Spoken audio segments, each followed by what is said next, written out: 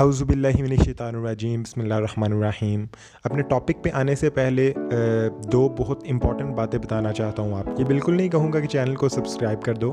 अच्छा, पहली बात यह है कि बहुत सारे स्टूडेंट्स को कन्फ्यूजन होती है कि वो कौन सी यूनिवर्सिटी को चूज़ करें, क्योंकि उनका मेरिट दो या दो से ज़्यादा यूनिवर्सिटी में बन रहा होता है।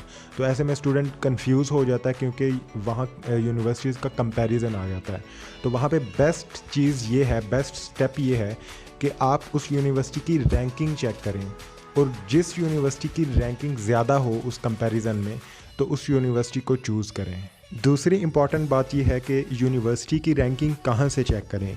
अगर आप गूगल पे लिखते हो और नीचे बहुत सारी वेबसाइट्स आ जाती हैं, और इंटरेस्टिंग बात यह है कि एक वेबसाइट की रैंकिंग दूसरी वेबसाइट से नहीं मिलती।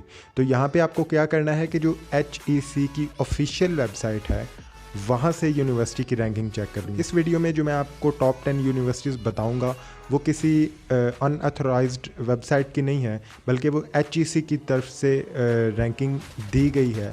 तो या आप इंफॉर्मेशन लो विकीपीडिया से या फिर लो HEC से, जो वैलिड सोर्स है किसी भी इंफॉर्मेशन का।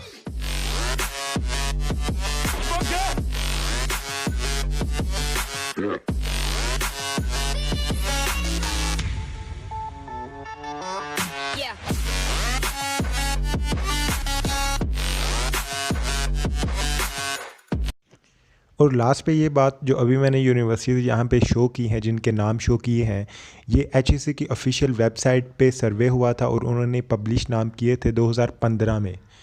तो अब आप सोच रहे होगे अभी तो 2020 है, तो 2015 के बाद ऑफिशियली कोई रैंकिंग शो नहीं हुई HEC पे। दूसरी वेबसाइट्स पे रैंकिंग है 2020 की, इवन आ गई है, लेकिन वो उनकी अपनी ऑब्जर्वेशंस हैं वेबसाइट्स की। लेकिन जो ऑफिशियल सोर्स है वो तो HEC ही है।